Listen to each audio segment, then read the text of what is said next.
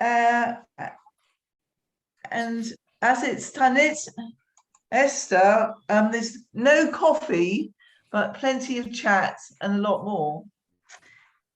And Rabbi Black is going to give us special thought for today. No food for thought today, by the way. And we're then going live to our Israel correspondent, Dave Hantman in the Galil, for his take on newsworthy items and how he and Jane are faring, particularly in the fact that I believe it's been the coldest winter, if you like, for about over 100 years. And then following that, we're going to have a great pleasure being in conversation with Jane. So now, a great pleasure to hand over to Rabbi Black. Good morning. Can you all hear me? Yes, fine. Thank you, Rabbi. Good. Hi, Lee. You are awake. Hi. Firstly, I hope you all have a good Tanis, a good fast. As Rochelle mentioned, it is a fast this morning, and I hope the fast goes well. And we were at Shul this morning, and we had a nice, good minyan. Baruch Hashem. I want to begin with sharing with you two well-known statements about Purim. The first, that in the future, when Mashiach comes, all the Yamim Tovim, all the Yamim will be nullified except for Purim. And the second, that in the future, all the holy books will be of no consequence, with the exception of the Chamisha Chumshei Torah, the Chumash, and the Megillat Esther.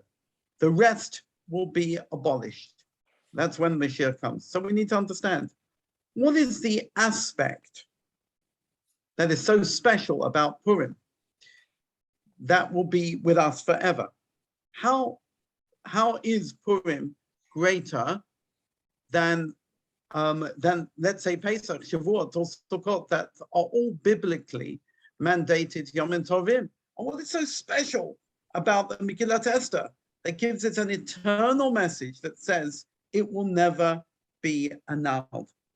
Another interesting comment from the Talmud. When God gave the Torah to the children of Israel, he suspended the mountain above their heads. That's Mount Sinai. And he said, if you accept the Torah, all well and good. If not,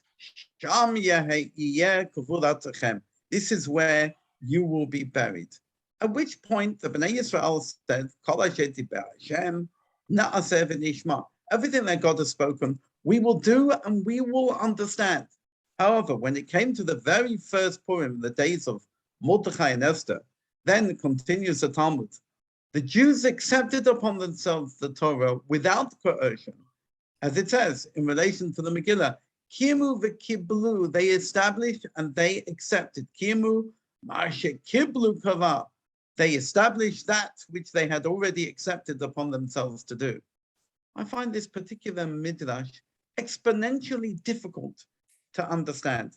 Number one, I always thought that when the children of Israel first received the Torah at Sinai, when they saw the thunder and the lightning and heard the voice of Hashem, and then they said, Kol asher diber Hashem, na'aseh v'nishma, we will do and we will listen. I always thought that they did that with complete and utter freedom of choice. They were not forced. Is that not the whole chidush of the giving of the Torah at Mount Sinai? That God gave the Torah to us, and we keep our side of the bargain by accepting the Torah with a complete heart, with freedom of choice. Yet according to this midrashic account, that wasn't what happened. Take the midrash literally. God suspended the mountain on top of their heads and says, you've got to keep the Torah. But if not, you will perish. Where's the choice? Where's the freedom? This seems to be completely contradictory to the simple explanation of the verses. Second, what is the association between the Kabbalat Torah B'Sinai, the giving of the Torah at Mount Sinai, and the story of Purim, an event which occurred hundreds of years later? How could the Midrash make the connection and suggest that in effect it was really on Purim that the Jews accepted the Torah freely without any form of compulsion? My friends, questions. There were questions flying around everywhere. What shall I do? Let me suggest a novel interpretation to this all. When God gave the Torah at Mount Sinai in the year 2448, the Jews experienced not just the revelation of the Torah at Sinai, they had witnessed the 10 plagues on the Egyptians, the crossing of the Sea of Reeds. They had ingested the manna from heaven. They had been living and existing completely reliant on Hashem. They now were standing at the foot of the mountain, hearing the voice of Hashem, witnessing the thunder and the lightning. If you had been there as you are now, your soul in your body, what would you have answered to Hashem if you had just witnessed the powerful, energetic revelation from God? I'll tell you what you would have said. Everything that God has spoken, we will do and we will listen. They didn't have a choice, because if you had witnessed all that, there was no place to turn around and say that it wasn't the hand of Hashem. How could you say, I deny the Torah, if it's blatantly being given in front of your eyes? The only thing you could have said is, I accept. So now this is what is meant by the Midrashic statement. Kafer aleichem ha-kikikit. God suspended the mountain upon their heads. God, so to speak, took away the possibility for the Bnei Yisrael to have bechira chafshit, to have freedom of choice. Rather, their decision at Sinai was coerced. Free choice can only really apply when there is the space, the choice to say no. And at Sinai, they didn't have it. So now we come to Purim. My friends, there are two ways that you can read the story of Esther and Mordechai. Number one, it's a string of coincidences that happen to fall into place to create this wonderful story of how the Jews managed to foil the attempts of Hantman to eradicate the Jews. It's all chance. Esther happened to win the beauty pageant. Mordechai just happened to be in the right place at the right time to overhear the plotting of Bigtan and Teresh to assassinate the king. And that night, the king just happened to be unable to sleep. Everything is just mikre. It's chance. Indeed, the name of God is not there in the Megillah at all. Why is that? Or number two, behind the story, you see the Yad Hashem, the hand of God in every aspect. So when in the Megillah it tells us that Jews came over Kibbutz, they established what they had set it upon themselves, it means that at this point, they had true freedom of choice. They could read into this story anything they wanted, but they chose without coercion or compulsion to see the hand of God throughout. And that is exactly the aspect that gives Purim the edge above the other Yom Tovim. It's that aspect of choice, the power to say yes or no, that makes Purim so important. Because when the Jews said that they would accept the words of the Megillah as the hand of God, they were saying in effect that we accept the Torah with our own free will, without coercion. So ladies and gentlemen, my friends, let us make the right choice this Purim by accepting the Torah and keeping its mitzvot, and thereby we will merit to be transported to Yerushalayim Ira HaKodesh with our costumes and our crackers in our hands to greet the coming of Mashiach Tzidkenu speedily in our days. And let us say, Amen. Thank you very much indeed, Rabbi Black, for your words about the importance of freedom of choice, of course, and very much appreciated. Now, a great pleasure to hand over to Dave Hantman.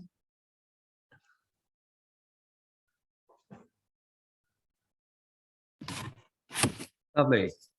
Well, good morning. And here is the news on the 16th of March, or the 13th of Adar Sheni, according to my phone. What is everybody talking about in Israel? Well, if you're on the WhatsApp group, Jeff Wilson's probably told everybody what the news is in Israel anyway, so you don't really need me. But seeing as there's 14 of you who've taken the effort to log in this morning to listen to the rabbi and to listen to my wife, the least I can do is to bring you up with the news. So what is everybody talking about in Israel?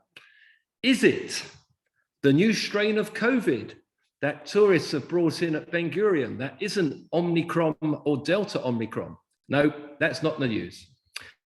Is it that Israel and Turkey are cozying up again? No, that's not what they're talking about. Is it the possible Iran nuclear deal, or their threat that they've got 3,000 ballistic missiles aimed at Tel Aviv? No, they're not talking about that here. Is it the fact that Israel took out a huge Iranian drone factory on the border of Iraq and Iran? No. Allegedly. No. Are they talking about the Ukrainians' refugee status? Who is a Jew? Are the rabbis? No. They're not talking about that. Are they talking about the riots of the ultra-religious Jews who don't want to go into the army again? No. They're not talking about that. Is it the fact that the Kinneret went up 13 centimeters yesterday, and it's now only 70 centimeters below the upper red line? And the upper red line is basically when it's full, and they have to open the dam at Degania. Fantastic. No, they're not talking about that. Is it that they're talking about the Royal Caribbean, who are about to start offering cruises from Haifa? No, they're not talking about that. Are they talking about the exchange rate? 4.29, oy vey. No, they're not talking about that. This is Israel. They're only talking about one thing. And of course, it's the weather. It's the weather. It's the coldest Purim for 113 years. I mean, who had records in Israel 113 years when if you read the news, there were no Jews here. Well, anyway, we're not going to go into that one, are we? So yes, it's cold, and it's very cold, and it's gone on and on and on, and that's all they're talking about. So really, that's the news. Do you want me to talk any more, Rochelle, or do you want to pass it on to Jane, or do you want me to extrapolate a bit about our experiences here up on Zeriel? I don't know the format on this. Well, we'd love to hear how you're getting on, actually. Okay, right. Well, I started off by saying my name is Dave. You introduced me as Dave Hantman, David Peter Hantman on the thing. But in fact, anytime we go to any government office, the doctors, the hospital, or anything, they come out and they say, Peter Hantman. I'm known as Peter. Why? Because my name is David Peter Hantman. And because it goes David Peter Hantman on your Teudah, on your passport, on every document, they read it backwards. So I'm now Peter, which is quite interesting, really. Well, I think it's interesting, but we look out for it. Luckily, Jane doesn't have a middle name, so she doesn't have an issue. Zoe experienced this many years ago. Everyone was calling her Charlotte, and she couldn't work out why. So yeah, experiences. We live on this Moshav Zeriel in the north. When I say in the north, you go up the coast to Naharia, Rosh Nikra, and then turn right. You turn right along the border. The first big place you come to is Ma'alot. Ma'alot is about 4 minutes down the road. So we're 25 minutes from the coast. It's high here. I don't mean because they've got cannabis farms. It's high in terms of height. We're at about 650 meters. Is that 650 meters? 650 meters. Anyway, Zoe's down the road on Kibbutz Sassa. She's 850, and Mount Hermon is 2,000.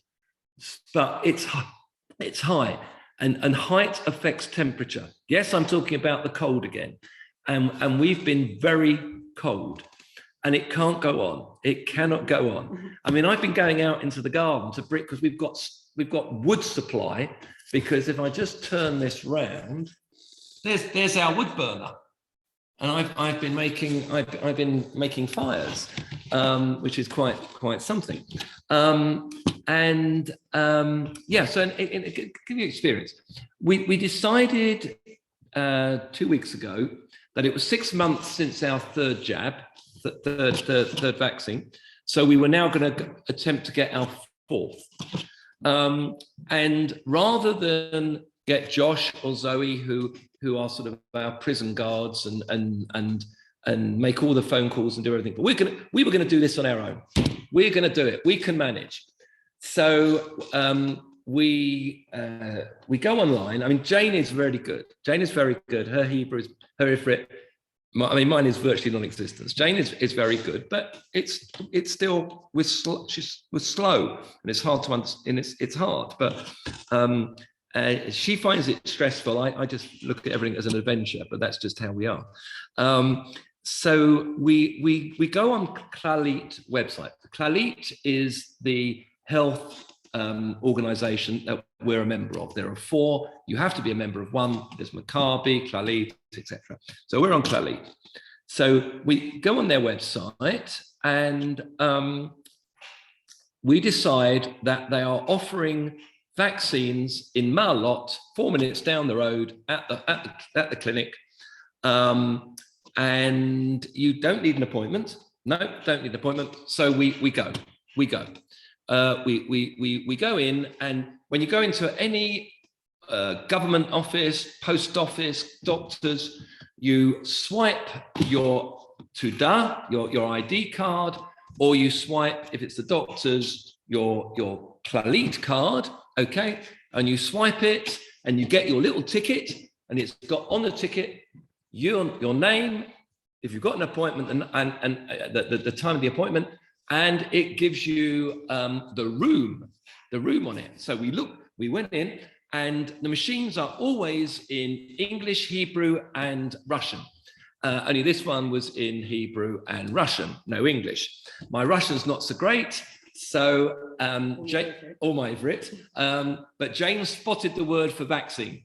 So we hit the word for vaccine, we got our bit of paper with our number on it, and it said room 13. So we went to room 13, and we found room 13, and we sat outside. After about 15 minutes, I thought, it's a bit quiet. So I thought, let's be cheeky, let's be Israeli. I went to open the door, it's locked. Okay, it's locked. So we go downstairs to reception, and we find there's Slecha. We're new immigrants, we don't speak Hebrew. So anybody speak English? We found one, and they said, yes. We said, we've come for our vaccination. We don't do vaccinations here. It's all finished. Had we not tried the door, we would still be sitting there. So they tell us that you can make an appointment online through Clalit at Carmiel. And we actually did this. We then phoned them, spoke to a human being. They made us an appointment in Carmiel that afternoon. We belt off to Carmiel. That's 35 minutes away. And same game, only this time the machine was in Hebrew, Russian, and English. We swipe our card, out comes the ticket. This time, Cheder Sheva, room 7. So we go to room 7, and we sat there. And after about 5 minutes, we thought, hang on, we've played this game before. We've played this game before. So I open, it's unlocked. I open it, nobody in there, the lights are all out. What's going on? So we go downstairs. It's a huge health center, but we find someone who speaks English, and we said, we've come for our vaccinations. We've got our ticket. It says room 7. And they answer, no, room 1. We said, but it says room 7. Yes, but today it's room 1. So we go to room 1, and we go in, and we have a very nice girl, very nice lady, who gives Jane her vaccination, and she's very interested in us. What you're doing here, where you're from. Anyway, we say that our daughter is on a kibbutz, and she came in a program called Garin, and this lady, who's about our age or a little bit older, she says, I came 40 years ago, not on a Garin, not from England. She said, I was on a kibbutz Be'eri. You wouldn't know it, it's in the south. I said, Kibbutz Be'eri. I know somebody there, a girl called Eva Benson. Her brother Simon and I were at school together. Her mother, Naomi Benson, we very, very dear friends. This woman falls about. She was a nurse. She worked with Eva Benson's husband for 20 years. So this is the classic, this is Israel. You're messed around, this, you end up slapping here, slapping there to get it all sorted out. And you go into this random clinic, in this random place, you meet a random nurse, and for 20 years, she worked with Naomi Benson's son-in-law from Kenton. I mean, this is Israel, and it's lovely. It's lovely. Anyway, enough of this. I'm going to pass you over to Jane.